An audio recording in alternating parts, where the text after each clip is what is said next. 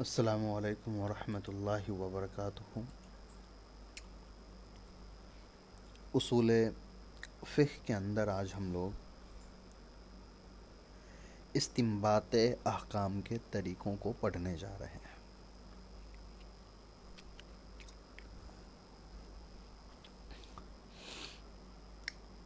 استنباط احکام کے طریقے کے اندر ہم یہ پڑھیں گے کہ نص یعنی کہ قرآن اور حدیث کے اندر سے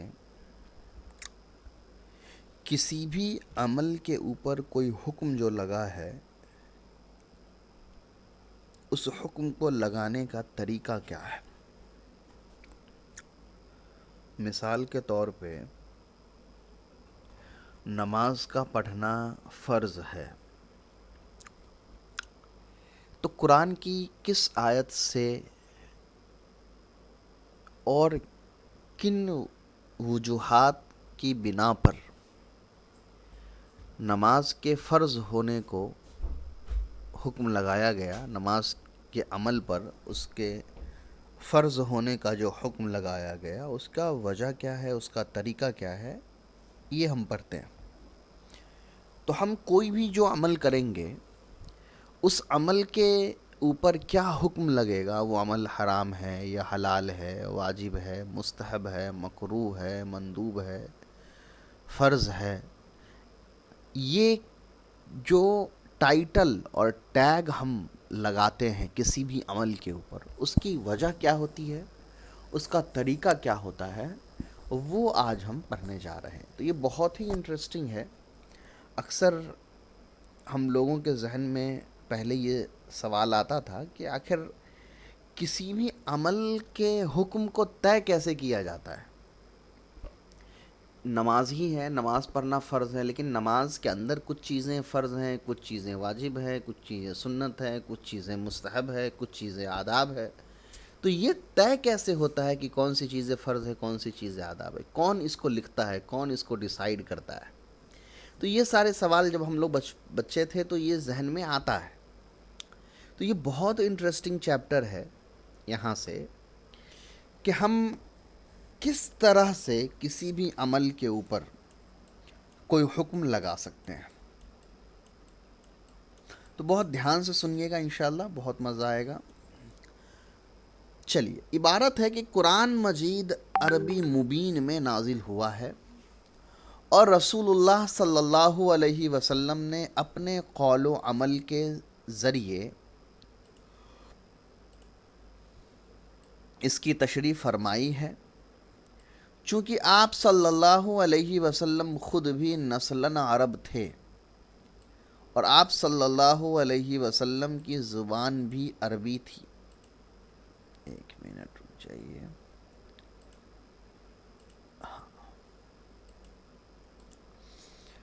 زبان بھی عربی تھی، اس لیے آپ صلی اللہ علیہ وسلم کی حدیثیں بھی عربی میں ہی ہیں۔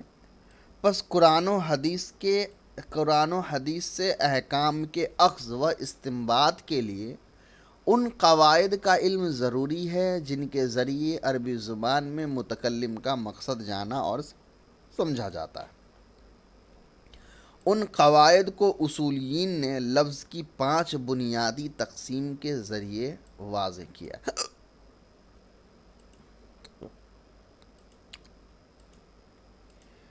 چلیے، یہ تو عبارت میں نے پڑھ دی، اس کی مختصر تشریح اب سمجھ لیجیے۔ یہ بہت ہی اہم بات یہاں پر بیان کی گئی ہے، اور تھوڑا سا میں ایک فلسفیانہ کچھ بات بھی یہاں پر کرنا چاہوں گا۔ حالانکہ اس موضوع پر پہلے سے بھی ایک ویڈیو میں نے ریکارڈ کی ہوئی ہے، موقع ملے تو اس کو ضرور دیکھ لیجئے گا۔ عربی زبان کی اہمیت اس نام سے، اس موضوع سے ہے۔ میں کوشش کروں گا کہ اگر اس پہ نہ ہو تو میں دوبارہ وہ اپلوڈ کر دوں تاکہ وہ شروع میں آ جائے۔ بہت اہم ویڈیو ہے وہ ضرور دیکھ لیجئے گا، عربی زبان کی اہمیت۔ ابھی ہم یہ سمجھتے ہیں کہ کسی مسئلے مسائل کو سمجھنے کے لیے یا وہ کیسے نکالا گیا ہے، کس طرح نکالا گیا ہے، کیا اصول تھے، ان تمام چیزوں کو سمجھنے کے لیے عربی زبان کا آنا ہمارے لیے بہت ضروری ہے۔ آج کے دور میں ایسا ہوا کہ امت دو حصوں میں تقسیم ہو گئی۔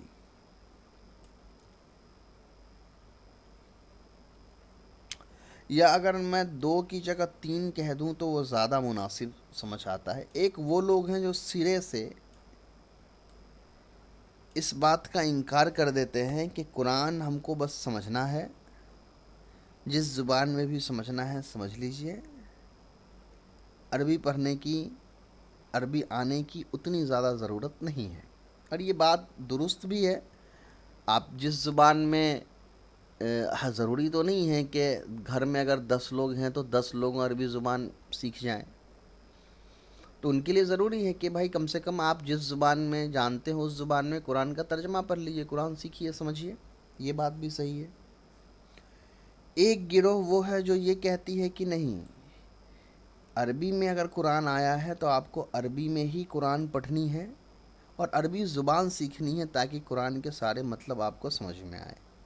یہ بھی اپنی جگہ بالکل درست بات ہے کہ اگر آپ میتھ پڑھ سکتے ہیں، سائنس پڑھ سکتے ہیں، سوشل سائنس اور کمپیوٹر اور انگلش اور فرینچ اور ملٹیپل لینگویجز آپ سیکھ سکتے ہیں اپنے معاش کے لیے، تو اپنے ایمان کے لیے آپ ایک اور ایڈیشنل لینگویج کیوں نہیں سیکھ سکتے ہیں عربی کو؟ تو یہ بھی درست ہے۔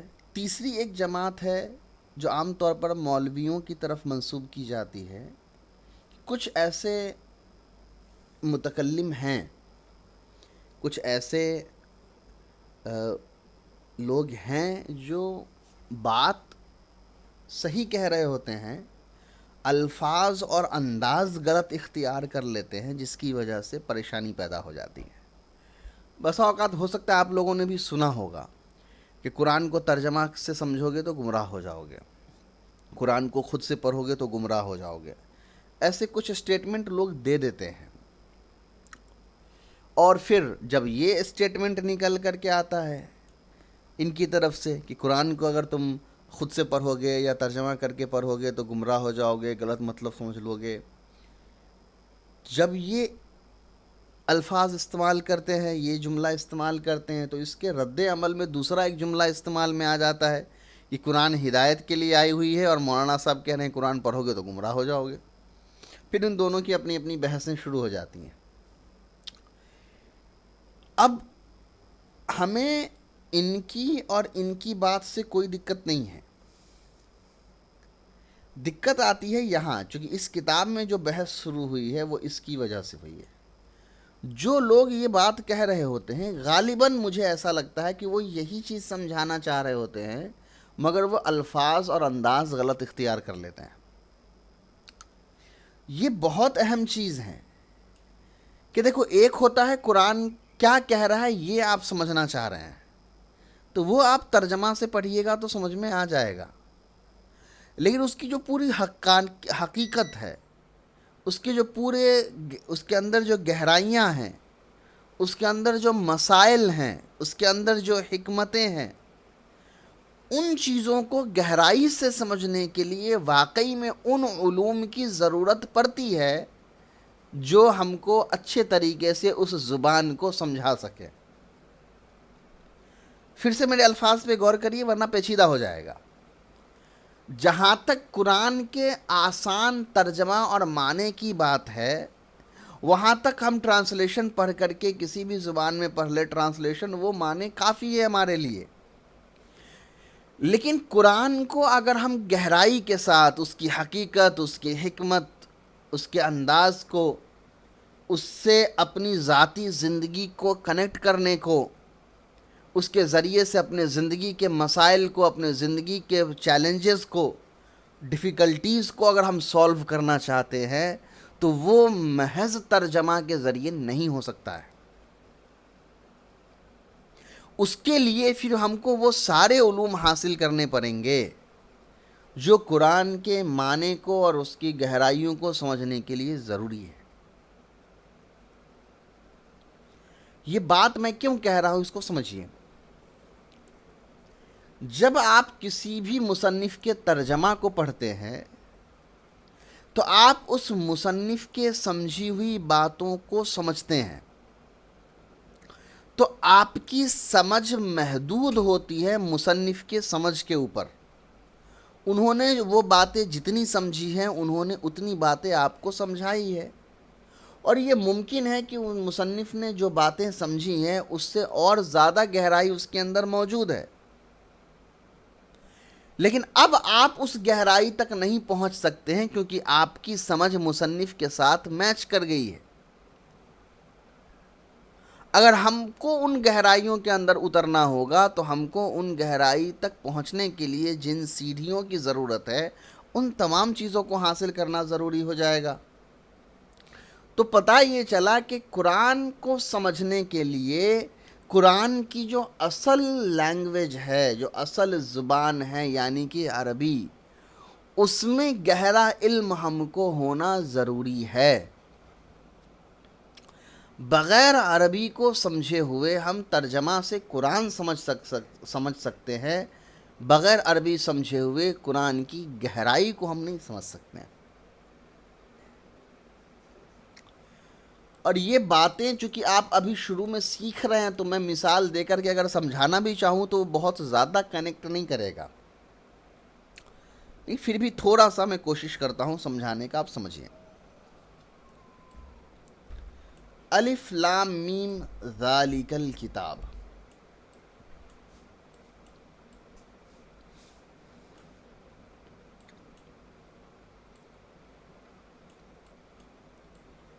ذالی کا مطلب ہوتا ہے وہ کتاب، ہو گیا مشارون الیہ، ذالک الکتاب وہ کتاب، لیکن جب ترجمہ ہوتا ہے تو لکھا ہوتا ہے یہ کتاب،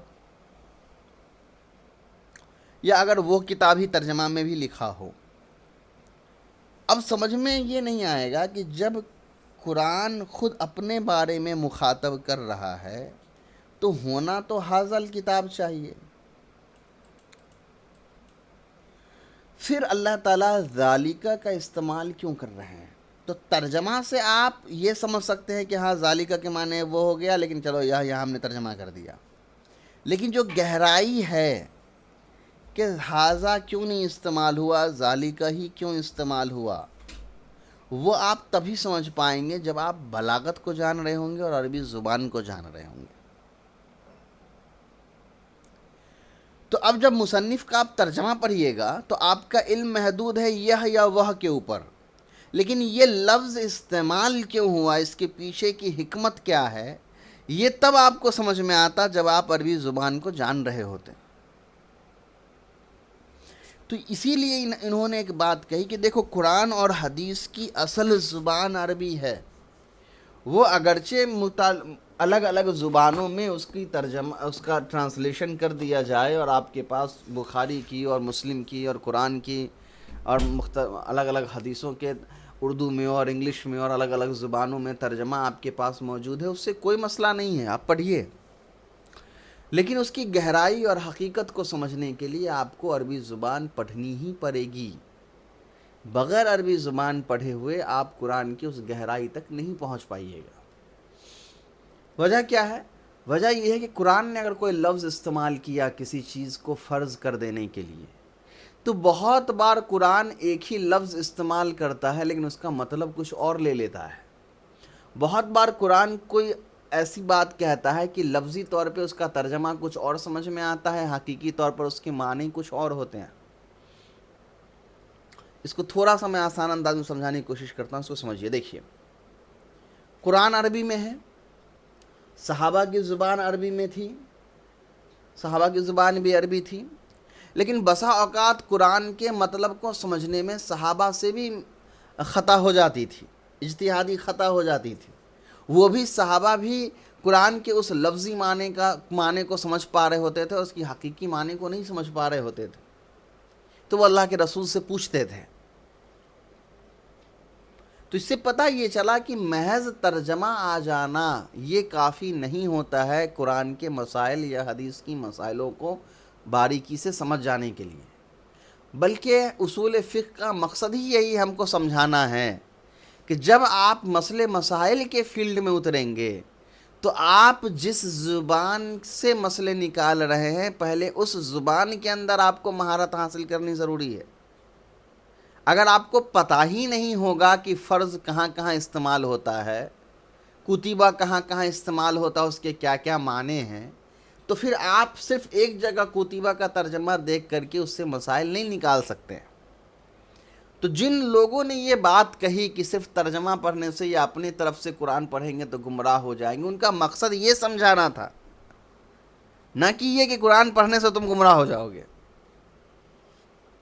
ان کا مقصد یہ سمجھانا تھا کہ صرف ترجمہ پڑھ لینے سے آپ کے اندر اتنی صلاحیت نہیں آئے گی کہ آپ قرآن کی ساری باتیں گہرائی سے سمجھ جاؤ، یا آپ اتنے ہنر اور علم والے ہو جاؤ کہ آپ لوگوں کو فتویٰ یا مسئلہ بتا سکتے ہو۔ اب آتے ہیں کہ اس ٹاپک میں ہم پڑھ کیا رہے ہیں، تو اس میں ہم پڑھنے والے ہیں کہ کوئی بھی لفظ جو قرآن نے استعمال کیا ہے اس کو 5 طریقوں سے تقسیم کر دیا گیا ہے۔ یاد رکھیے گا، کوئی بھی لفظ جو قرآن نے استعمال کیا ہے اس کی 5 بنیادی تقسیم کی گئی ہے۔ اب کہیے گا یہ تقسیم تو عام لوگوں نے کی، اللہ تعالیٰ نے تو کی نہیں ہے، تو پھر ہم کیوں اس کو مان لیں؟ تو اس کو آپ اس لیے مانیں گے کہ جب یہ دلیل دیں گے اور سمجھائیں گے کہ یہ تقسیم حقیقت میں انسان کی ذاتی چیز نہیں ہے بلکہ تجربے اور استعمال کے اوپر ہے، تب آپ مانیں گے۔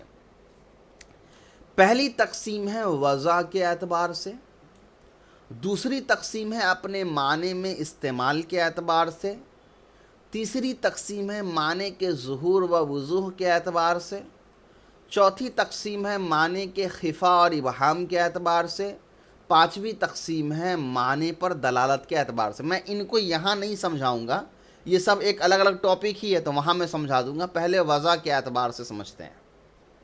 لفظ کس قسم کے معنی کے لیے وضع کیا گیا ہے، اس اعتبار سے اس کی 4 قسمیں ہیں: عام، خاص، مشترک اور مؤول۔ اب سمجھیے، یہ اس کی بات چل رہی ہے، پہلے ہم اس کو پڑھ رہے ہیں وضع کے اعتبار سے۔ وضع مطلب کیا ہوتا ہے؟ نحو کے اندر آپ نے بار بار یہ لفظ پڑھا ہوگا، اصل وضع، اصل وضع، یا وضع لفظ وضع لمان مفرد غیر مقترن بأحد الازمینۃ الثلاثہ۔ ہدایت النحو کے اندر غالباً یہ الفاظ جملہ ہے، کافیہ کے اندر بھی ہے، تو یہ آپ پڑھتے آئے ہیں وضع۔ عربی میں وضع کے معنی ہوتا ہے کوئی چیز کو نکالنا، بنانا۔ پہلی تقسیم جو لفظ کی گئی ہے کسی بھی عربی لفظ کی، وہ کی گئی ہے وضع کے اعتبار سے۔ وضع سے مراد کیا ہے کہ جب یہ لفظ پہلی بار عربی میں بنا تھا تو یہ کیوں بنا تھا، کس معنی کے لیے بنا تھا، کیا بتانے کے لیے بنا تھا، اس کو کہا جاتا ہے وضع۔ مثال کے طور پہ آج سے 100 سال پہلے فون نہیں تھا تو عربی میں ہمارے لیے فون کے لیے کوئی لفظ بھی نہیں تھا، لیکن جب فون آ گیا تو اب ہم کو ضرورت پڑی کہ بھائی عربی میں بھی ہم کوئی ایسا الفاظ یوز کریں جس سے ہم فون کو کہہ سکیں، تو ہم نے جوالتن کا لفظ بنایا جس سے فون کو بولا جاتا ہے، کہ عربی میں فون کو جوالتن کہا جاتا ہے۔ تو اب پتہ یہ چلا کہ جس وقت ہم نے جوالتن بنایا تو اس وقت ہمارے ذہن میں کیا تھا کہ یہ لفظ ہم کس کے لیے بنا رہے ہیں؟ فون کے لیے بنا رہے ہیں۔ تو ہم یہ کہیں گے کہ جوالتن جو لفظ ہے یہ فون کے لیے وضع کیا گیا ہے، فون کے لیے بنایا گیا ہے۔ تو عربی میں کوئی بھی لفظ جب بنتا ہے تو 4 طریقوں سے بن سکتا ہے، یعنی جب بھی پہلی بار کوئی لفظ بنتا ہے تو وہ 4 طریقوں سے بن سکتا ہے۔ وہ 4 طریقے کون کون ہیں ذرا سمجھ لیجیے۔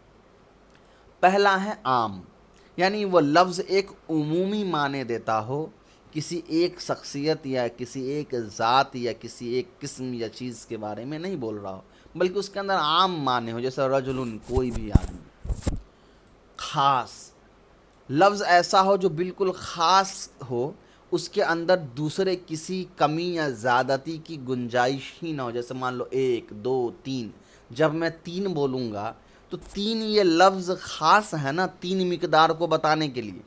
جب میں یہاں پہ لکھ دوں گا 3 روپے، تو اس کا مطلب کیا ہے کہ یہ 3 جو ہے یہ بتا رہا ہے کہ روپے کی مقدار 3 ہے، نہ 2.5 ہے نہ 3.5 ہے، بلکہ 3 چاہیے. تو یہ 3 جو ہے یہ لفظ خاص ہے. اس کے بعد آتا ہے مشترک. مشترک کا مطلب ہوتا ہے کہ یہ ایک ایسا لفظ ہوتا ہے جس کے الگ الگ معنی ہو سکتے ہیں. جیسے عربی میں لکھا ہوتا ہے عینن. عینن کے معنی آنکھ بھی ہوتا ہے، چشمہ بھی ہوتا ہے. تو اس کو کہا جاتا ہے مشترک، کہ لفظ ایک ہے اس کے اندر الگ الگ معنی ہیں. مؤول کہا جاتا ہے جب آپ کوئی ایک معنی کو فکس کر دیتے ہیں. جیسے عینن ہے، عینن کے پاس 2 معنی ہے، سرچشمہ اور آنکھ. آپ نے مان لیا آنکھ والے معنی کو فکس کر دیا یا سرچشمے والے معنی کو فکس کر دیا. تو جب آپ کسی ایک معنی کو فکس کر دیتے ہیں تو وہ کہلاتا ہے مؤول. سب سے پہلے ہم آج پڑھیں گے خاص کے بارے میں. عام بعد میں پڑھیں گے، پہلے خاص کے بارے میں. خاص وہ ہے جو ایک یا ایسے کثیر پر دلالت کرے جو محدود و محصور ہو. اب کوئی لفظ جب وضع کیا گیا ہو، بنایا گیا ہو اور اس کو خاص کیا گیا ہو تو اس کا مطلب یہ ہے کہ یہ ایک ایسی چیز ہے جو جس کے پاس ایک لیمیٹیشن ہے، اس کو حد بندی کر دی گئی ہے کہ اتنی ہی چیز. مثال کے طور پہ میں نے کہا 50 آدمی، تو 50 لفظ میں نے خاص کر دیا کہ آدمی کی مقدار اب صرف 50 ہے، نہ 51 نہ 49. یا میں نے یہ طے کر دیا مسلمان، تو میں نے فکس کر دیا کہ آدمی کی جو کیفیت ہوگی وہ صرف مسلمان کی ہوگی، نہ کہ غیر ایمان والوں کی، نہ کہ کسی اور کی. تو مسلمان حالانکہ خاص کے اندر نہیں آتا ہے، لیکن اگر اس کو کمپیئر کیا جائے غیر ایمان والوں کے ساتھ تب مسلمان خاص مانا جاتا ہے. تو پوری بات ہم کو یہ سمجھ میں آئی کہ خاص ایک ایسا لفظ ہوتا ہے جس کو سنتے ہی آپ کو سمجھ میں آ جاتا ہے کہ یہ محدود ہے، یہ فکس ہے، یہ کچھ لوگوں کے بارے میں بات ہو رہی ہے. یاد رکھیے گا کہ بسا اوقات ہم لوگ خاص اور عام کو معرفہ اور نکیرہ سمجھ لیتے ہیں. یہ بالکل نہیں ہے. معرفہ اور نکیرہ میں جو عام اور خاص ہے وہ نحو صرف کے اعتبار سے ہے، اس کو وہیں چھوڑ دیجئے. اصول فقہ کے اندر جو عام اور خاص کا استعمال ہو رہا ہے یہ وضع کے اعتبار سے استعمال ہو رہا ہے کہ یہ لفظ خاص معنی پر بولا جاتا ہے یا عام چیزوں پر بھی بولا جاتا ہے. اور میں نے پہلے بھی بتایا ہے کہ الگ الگ اصول کی کتابوں میں ایک ہی لفظ کے الگ الگ معنی ہو سکتے ہیں. اصول حدیث کی کتابوں میں یا حدیث کی کتابوں میں ضعیف کا کچھ اور معنی ہو سکتا ہے، فقہ کی کتابوں میں ضعیف کے کچھ اور معنی ہو سکتے ہیں. تو کتابوں کا جب فن بدلتا ہے تو اس کے اندر کچھ اصطلاحات کو بدل دیا جاتا ہے. ٹھیک ویسے ہی جیسے ہر جگہ ہوتا ہے. مان لیا جائے آپ جب کاپی پہ کوئی چیز لکھتے ہو اور اس کو مٹانا ہوتا ہے تو آپ کہتے ہو ایریز کر دو، اس کو مٹا دو. لیکن جب آپ کمپیوٹر میں کوئی چیز لکھتے ہو اور اس کو مٹانا ہوتا ہے تو آپ کہتے ہیں ڈیلیٹ کر دو. تو دونوں کا مقصد ایک ہی ہے کہ لکھی ہوئی چیز کو ختم کر دینا، لیکن دونوں کے ٹرم الگ الگ ہیں کیونکہ دونوں کا استعمال الگ الگ ہے. ڈیلیٹ ٹیکنیکل ورڈ ہے، اس میں ٹیکنیکل جو ہارڈ ویئر کی اور سافٹ ویئر کی ضرورت پڑتی ہے. ایریز کرنا ایک مینول اور فزیکل کام ہے جس میں ایک ربر کی اور ہاتھ کی ضرورت پڑتی ہے. تو اسی لیے دونوں کے کا مقصد ایک ہے مگر طریقہ استعمال الگ الگ ہے، اسی لیے دونوں کے اصطلاحات اور نام الگ الگ ہیں. ٹھیک اسی طریقے سے الگ الگ فن کی کتابوں میں اصطلاحات ایک ہوتے ہیں مگر ان دونوں کا نام الگ الگ ہو سکتا ہے، ان دونوں کا کام، ان دونوں کا مقصد الگ الگ ہو سکتا ہے. چلیے مثال کہہ رہے ہیں جیسے رشید، انسان، ثلاثتن، عشرتن وغیرہ خاص ہے اور اپنے معنی پر قطعیت کے ساتھ دلالت کرتا ہے. یہ تو مثال دے دی کہ جیسے رشید میں بولوں گا تو یہ خاص ہو گیا، انسان بولوں گا تو حیوان جانور سب نکل گئے، ثلاثتن بولوں گا تو 2.5 اور 3.5 کوئی نہیں سمجھے گا، 3 سمجھے گا. عشرتن جب بولوں گا تو 10 سمجھا جائے گا، نہ 10.5 نہ پانی لاؤ تو. نہ 10:30 سمجھا جائے گا۔ تو خاص ایسا ہی ہے۔ اب خاص جو ہوتا ہے وہ قطعیت پر دلالت کرتا ہے، یعنی معنی قطعیت پر۔ اس کا مطلب یہ ہے کہ اس سے جو مطلب نکل رہا ہے اسی مطلب پر بات کی جائے گی۔ اگر میں نے کہا ثلاثۃ جس کا مطلب ہے 3، تو 3 پر ہی بات کی جائے گی، اس پر یقینی طور پر عمل۔ مان لو میں نے کہا 3 آدمی لاؤ، تو اس کا مطلب یہ ہے کہ 3 آدمی پر ہی بات آئے گی لانے کی، نہ کہ آپ 4 آدمی لائیں گے، نہ آپ 2 آدمی لائیں گے۔ اسی کو کہتا ہے قطعیت، یعنی اس پر بالکل یقینی طور پر عمل کرنا ہوگا، کیونکہ میں نے کوئی شک نہیں چھوڑا ہے باتوں کو سمجھنے میں۔ یعنی وہ بیان اور توضیح کا محتاج نہیں ہوتا، نہ کسی دوسرے معنی کا احتمال رکھتا ہے۔ ظاہر سی بات ہے، جب میں نے کہا 3 آدمی لاؤ تو آپ کو ذرا سا بھی شک نہیں ہوا کہ میں 3 کہہ رہا ہوں کہ 2.5 کہہ رہا ہوں کہ 4 لانا ہے کہ 5 نہیں۔ جیسے ہی میں نے کہا 3، آپ نے بھی سمجھا 3۔ مثال کے طور پہ کفارہ قسم کے بارے میں ارشاد ہے فَكَفَّارَتُهُ إِطْعَامُ عَشْرَةِ مساکین، کہ اس کا کفارہ جو ہے وہ 10 مسکینوں کو کھانا کھلانا ہے۔ اب یہاں پر اطعام اور عشرۃ، اطعام کے مطلب ہے کھانا کھلانا، عشرۃ کے معنی ہے 10۔ یہ خاص لفظ ہیں، ان کے معنی محتاج بیان نہیں ہیں، اور ان کے معنی کو سمجھنے کے لیے ہم کو کسی اور دوسری چیز کی ضرورت نہیں ہے۔ اطعام کے مطلب کھانا کھلانا ہے، اس کا مطلب یہ بالکل نہیں کہ ہم پانی پلا دیں گے، جوس پلا دیں گے تو ہو جائے گا۔ اور عشرۃ کے معنی 10 ہیں، تو اس کا مطلب ہے کہ ہم 9 یا 11 کو کھانا کھلا دیں گے تو یہ صحیح نہیں ہوگا۔ تو پتہ یہ چلا کہ جب قرآن نے ایک لفظ استعمال کیا اور اس کو بالکل واضح کر کے خاص کر دیا کہ اس کے معنی میں کوئی احتمال نہیں ہے، تو پھر ایسے لفظوں کو ہم کہتے ہیں خاص۔ اب اصول سمجھیے۔ اچھا میں تھوڑا سا پانی پی لیتا ہوں مجھے۔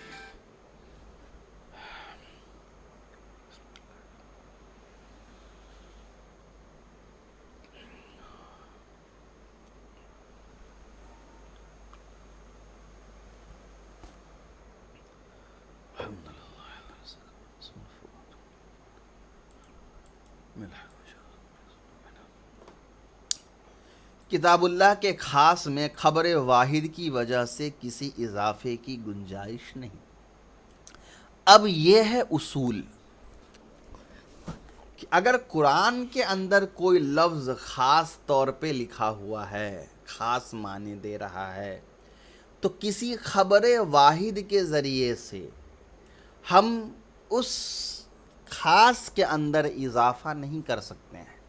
مثال کے طور پہ قرآن میں لکھا ہوا ہے 10 مسکینوں کو کھانا کھلانا ہے، خبر واحد کے اندر لکھا ہوا ہے 11 مسکینوں کو کھانا کھلانا ہے، تو اس خبر واحد کو ہم ایڈ کر کے اس قرآن کے حکم کے اندر چینجز نہیں کر سکتے ہیں۔ کیوں نہیں کر سکتے ہیں؟ کیونکہ قرآن جو ہوتا ہے وہ خبر متواتر کے ساتھ ثابت ہوتا ہے، اور خبر واحد متواتر سے نیچے درجے کا ہوتا ہے، تو آپ نیچے درجے کی چیزوں کے ذریعے سے اوپر کے درجوں میں اضافہ نہیں کر سکتے ہیں۔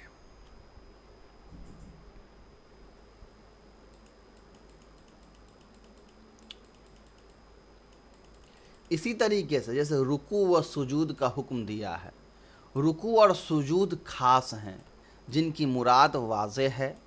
خبر واحد سے معلوم ہوتا ہے کہ ان میں اعتدال بھی ضروری ہے، کیونکہ ایک صحابی رضی اللہ عنہ نے بلا تعدیل ارکان نماز ادا کی تو آپ صلی اللہ علیہ وسلم نے اعادہ کا حکم فرمایا۔ یہ چونکہ خبر واحد ہے، اس لیے رکوع و سجدہ کے ساتھ اعتدال کو رکن نماز قرار دیا جا سکتا ہے، رکن نماز نہیں قرار دیا جا سکتا، البتہ حدیث کی وجہ سے اس کو واجب قرار دیا جائے گا۔ اب آپ سمجھیے، ایک اگزامپل دے رہے ہیں۔ قرآن نے رکوع اور سجدہ کرنے کا حکم دیا، رکوع کرو سجدہ کرو حکم دیا۔ رکوع اور سجدہ کرنا یہ خاص لفظ ہے جو ایک خاص عمل کو بتاتا ہے۔ رکوع انسان کے بدن کو تھوڑا سا جھکانے کو کہا جاتا ہے، اور سجدہ انسان کے سر کو زمین سے سٹانے کو کہا جاتا ہے، جھکانے کو کہا جاتا ہے۔ یہ ہو گیا رکوع اور سجدہ، یہ دونوں لفظ خاص ہیں۔ اب ایک حدیث ہے جس کے اندر ایک صحابی تھے جنہوں نے بہت اچھے طریقے سے رکوع اور سجدہ نہیں کیا، بہت اچھے سے اپنے رکوع نہیں کیا، بدن سیدھا نہیں رکھا، یا بہت اچھے سے سجدہ نہیں کیا، تو اللہ کے رسول نے ان کو نماز دہرانے کی بات کہی۔ تو اس حدیث کے بنا پر بعض علماء کرام نے یہ بات ثابت کی کہ بھائی رکوع اور سجدہ بھی جو ہے، اچھے سے رکوع اور سجدہ کرنا یہ نماز کے رکن میں سے یعنی فرض چیزوں میں سے ہے، کہ اگر یہ چھوٹ گیا تو نماز نہیں ہوگی۔ یاد رکھیے گا، الفاظ پہ غور کریے گا۔ قانون کی جب کتاب پڑھتے ہیں تو وہاں الفاظ پر دھیان دیا جاتا ہے، معنی مجاز پہ نہیں۔ تو ان کا یہ کہنا ہے کہ چونکہ رکوع اور سجدہ کرنے میں اعتدال برتنا، اس کو اچھے سے کرنا، یہ چونکہ اعتدال سے مراد یہاں تعدیل الگ معنی میں آتا ہے، تعدیل عدل سے بنا ہوا جس کے معنی ہوتا ہے اچھے سے ادا کرنا، ٹھیک ہے۔ تو میں نے اعتدال اس لیے کہا کہ یہ نہیں کہ زبردستی بہت دیر کر دے یا جلدی کر لے، تو دونوں بہت ہم ملتے جلتے لفظ ہیں، اسے کنفیوز مت کر جائیے گا۔ مطلب یہاں یہی کہ رکوع اور سجدہ بہت اچھے طریقے سے کرنا ہے۔ اگر کوئی بہت اچھے طریقے سے رکوع اور سجدہ نہیں کرتا ہے تو اس کو نماز دہرانی پڑے گی، اس کو یہ ماننا پڑے گا کہ اس نے کوئی فرض چیز چھوڑ دی ہے، اور جب نماز سے آپ فرض چیز چھوڑ دیجئے گا تو وہ نماز نہیں ہوگی۔ تو رکوع اور سجدہ فرض ہے، اگر رکوع سجدہ آپ چھوڑ دیں گے تو نماز نہیں ہوگی۔ تو ہمارے نزدیک مان لو کہ اگر یہ ہے کہ رکوع اور سجدہ فرض ہے، تو ہمارے نزدیک کسی نے رکوع یا سجدہ نہیں کیا تب اس کی نماز نہیں ہوئی۔ اور کسی زید، مان لو زید ہے میرے سامنے دوسرا عالم، جس کے نزدیک یہ بات ثابت آتی ہے کہ نہیں، رکوع سجدہ ہی نہیں، رکوع سجدے کو اچھے سے کرنا یہ فرض ہے، تو اگر تم رکوع سجدہ تو کر لیے لیکن اچھے سے نہیں کر پائے، تب بھی تم نے فرض ادا نہیں کیا، تو تب بھی تمہاری نماز نہیں ہوئی۔ تو اس کے نزدیک یہ ہو جائے گا کہ اس کو نماز دہرانی پڑے گی۔ تو اب دیکھ رہے ہیں، دو الگ الگ دلیل ہے، دو الگ الگ مسئلے ہیں۔ اب صحیح کیا ہوگا؟ تو یہ دلیل، ان کی دلیل یہ ہے کہ جیسا کہ میں نے شروع میں کہا کہ قرآن کے اندر کمی یا زیادتی کی گنجائش خبر واحد کے ذریعے سے پاسبل نہیں ہے، کیونکہ قرآن کی ہر ایک لفظ اور آیت خبر متواتر سے ثابت ہے، اور خبر متواتر بہت مضبوط ہوتا ہے خبر واحد کے مقابلے میں۔ تو جب خبر واحد اور متواتر کے اندر ٹکراؤ ہوگا تو ہم کوشش کریں گے کہ ان دونوں پر کسی طرح عمل کر لے، لیکن ہم یہ کوشش نہیں کر سکتے ہیں کہ خبر واحد کے ذریعے متواتر کے اندر بدلاؤ کر دے۔ تو جب خبر متواتر یعنی قرآن یہ کہہ رہا ہے کہ صرف رکوع اور سجدہ کر لو نماز ہو جائے گی، تو ہم اس رکوع اور سجدے میں یہ اضافہ نہیں کر سکتے ہیں کہ اچھے سے رکوع اور سجدہ کرو تب نماز ہو جائے گی۔ یہ زیادتی ہو جائے گی کتاب اللہ کے اوپر۔ ہاں لیکن چونکہ حدیث ہے تو ہم چھوڑ تو نہیں سکتے ہیں، تو میں نے جیسا کہا کہ ہم یہ کوشش کرتے ہیں کہ خبر واحد پر بھی عمل ہو جائے اور کتاب اللہ پر بھی عمل ہو جائے، اور خبر واحد پر اس طرح عمل ہو جائے کہ وہ کتاب اللہ سے ٹکرائے نہیں۔ تو اس کے لیے ہم کہتے ہیں کہ بھائی رکوع اور سجدہ اچھے سے کرنا یہ فرض نہیں ہے بلکہ یہ واجب ہے، جو فرض سے ہلکا نیچے درجے کا ہوتا ہے، مگر واجب پر بھی عمل کرنا ضروری ہے۔ ہاں تو یہ واجب ہے، فرض نہیں ہے، یعنی کسی جلد بازی کی وجہ سے، وقت کی تنگی کی وجہ سے کسی نے تھوڑا جلدی نماز پڑھ لی، رکوع سجدہ اچھے سے نہیں بھی کیا، پھر بھی اس کی نماز ہو جائے گی۔ ہاں اس سے واجب چھوٹے گا، اس کا گناہ ہوگا، لیکن یہ ہم سرے سے نہیں کہہ سکتے ہیں کہ اس کی نماز ہی نہیں ہوئی۔ تو یہ پوری بات تھی جو ایک اصول کے بنا پر آئی۔ اب اس طرح کے بہت سارے اصول آپ کو ملیں گے، اصول شاسی جب پڑھیں گے تو ڈھیر سارے مثال آپ کو اس کے متعلق ملیں گی جو خبر واحد یا قیاس کے ذریعے سے خاص پر جو ہے کوئی تبدیلی نہیں کی جا سکتی۔ یہاں انہوں نے ایک مثال دی کہ جب قرآن میں کوئی لفظ خاص ہے، رکوع ورکعوا واسجدوا کا لفظ ہے کہ بس رکوع اور سجدہ کرو، اور رکوع اور سجدہ لغت میں کس کو کہتے ہیں یہ معلوم ہے، تو اس کے اندر ہم یہ اضافہ نہیں کر سکتے ہیں کہ بہت اچھے سے رکوع اور سجدہ کرو۔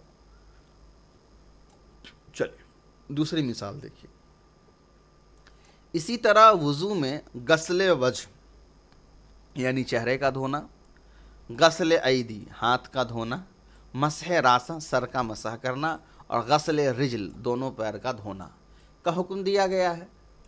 یہ تمام الفاظ اپنے معنی کے لحاظ سے خاص ہیں۔ ظاہر سی بات ہے، وجہ کے معنی منہ ہے ہم جان رہے ہیں، ایدی کے معنی ہاتھ ہے جان رہے ہیں، راس کے معنی سر ہے جان رہے ہیں، رجل کے معنی پیر ہے جان رہے ہیں، غسل کے معنی دھونا ہے، مسح کے معنی مسح کرنا ہے، بالکل۔ تو یہ سارے لفظ اپنے معنی پر خاص ہے۔ ایسا نہیں ہے کہ ہم جب رجل بولتے ہیں تو اس سے مراد کوئی دوسرا مطلب بھی ہوتا ہے، وجہن بولتے ہیں تو اس سے مراد کچھ اور بھی ہوتا ہے، جن سے معلوم ہوتا ہے کہ یہ الفاظ وضو کے ارکان ہیں۔ مگر خبر واحد سے معلوم ہوتا ہے کہ وضو میں نیت، تسمیہ اور پے بپے غسل اعضاء بھی ضروری ہے، لہٰذا ان افعال کو وضو کے ارکان قرار نہیں دیا جا سکتا۔ اس سے کتاب اللہ کے خاص پر اضافہ لازم آتا ہے، البتہ اس کو سنت و مستحب کا درجہ حاصل ہوگا۔ اب قرآن کے اندر صرف اتنا ہے کہ اپنے چہرے کو دھو، اپنے ہاتھ کو دھو، اپنے سر کا مسح کرو، اپنے پیر کو دھو، تو یہ چاروں چیزیں وضو کے اندر فرض ہو گئی۔ لیکن خبر واحد میں آتا ہے کہ بسم اللہ بھی پڑھنا چاہیے، وضو کی نیت بھی ضروری ہے، اور اس کے بعد پہ در پہ یعنی ایک کے بعد ایک جو سیکوینس آرڈر ہے اس کو بھی وضو کے اندر فالو کرنا ضروری ہے۔ یہ ساری چیزیں وضو کے اندر فرض ہے۔ تو ہم کہہ رہے ہیں کہ بھائی قرآن نے جو فرض چیز ہے وہ مقدار بیان کر دی ہے کہ وہ 4 چیزیں نہ قرآن کے اندر فرض ہے۔ اب کسی خبر واحد کے ذریعے سے قرآن کے فرض میں ہم اضافہ نہیں کر سکتے، ہم یہ نہیں کر سکتے کہ ہم ایک دو اور چیز قرآن کے اندر ایڈ کر دیں یہ کہہ کے کہ یہ حدیث کے اندر ہے تو یہ فرض ہے، نہیں، چونکہ وہ دونوں سیم لیول کی اب حدیث نہیں رہی۔ قرآن خبر واحد سے بہت اوپر ہے، تو خبر واحد کے ذریعے سے قرآن کے اندر ہم کسی چیز کے اندر اضافہ نہیں کر سکتے۔ تو پھر سوال یہی آتا ہے کہ اگر نہیں کر سکتے تو اس حدیث کا ہم کیا کریں؟ تو ہم کہیں گے کہ اس حدیث پر عمل کرنا ہے یہ مان کر کے کہ یہ فرض نہیں ہے، بلکہ وہ واجب ہو سکتا ہے، سنت ہو سکتا ہے، مستحب ہو سکتا ہے، وہ عمل کے اوپر ہے، لیکن ہم اس کو فرض کے درجے میں نہیں لا سکتے ہیں اگر قرآن نے اس کو نہیں لکھا ہے تب۔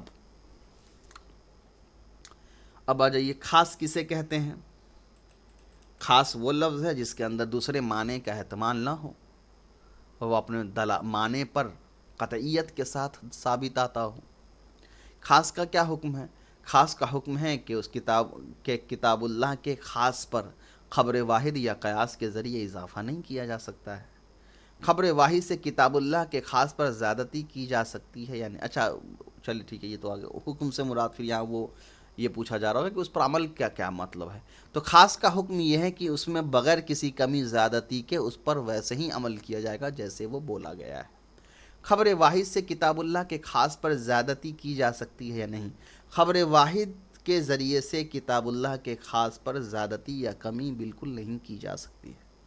قرآن مجید سے کم 10 ایسے الفاظ نکالو جو خاص ہوں، ہے نا؟ ابھی کچھ مثال نکال دیتا ہوں۔ غسل وجہ ہو گیا، غسل ایدی ہو گیا، مسح راس ہو گیا، غسل رجل 4 یہ ہو گیا، اطعام ہو گیا عشرتا تو 4 2 6 ہو گیا، اور اس کے بعد جو ہے آپ لے آئیے